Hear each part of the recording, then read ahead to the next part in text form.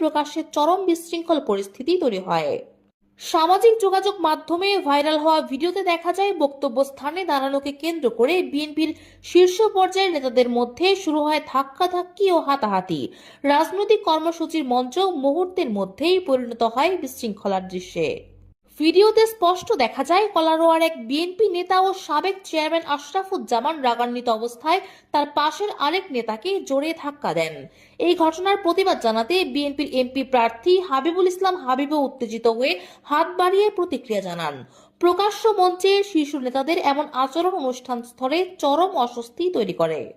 এই ভিডিও ছড়িয়ে পড়ার পর সামাজিক যোগাযোগ মাধ্যমে ব্যাপক প্রতিক্রিয়া দেখা যায়। নেটিজেনদের প্রশ্ন, যে দলের কেন্দ্রীয় নেতা ও প্রার্থী প্রকাশ্য মঞ্চে নিজেদের নিয়ন্ত্রণে রাখতে ব্যর্থ, সেই দলের কাছে শৃঙ্খলা, সহনশীলতা ও গণতান্ত্রিক আচরণ কিভাবে প্রত্যাশা করা যায়? অনেকে মন্তব্য করছেন, বিএনপির এমন আচরণ নতুন কিছু নয়।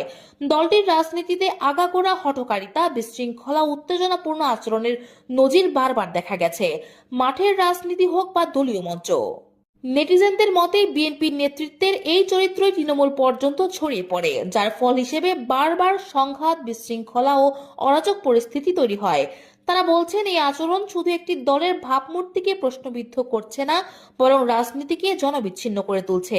রাজনৈতিক বিশ্লেষকদের অভিমত, প্রকাশ্য অনুষ্ঠানে এমন দৃশ্য প্রমাণ করে বিএনপির নেতৃত্ব এখনো রাজনৈতিক শালীনতা ও দায়িত্বশীল আচরণে অভ্যস্ত হয়ে উঠতে পারেনি, যা গণতান্ত্রিক রাজনীতির জন্য অত্যন্ত উদ্বেগজনক।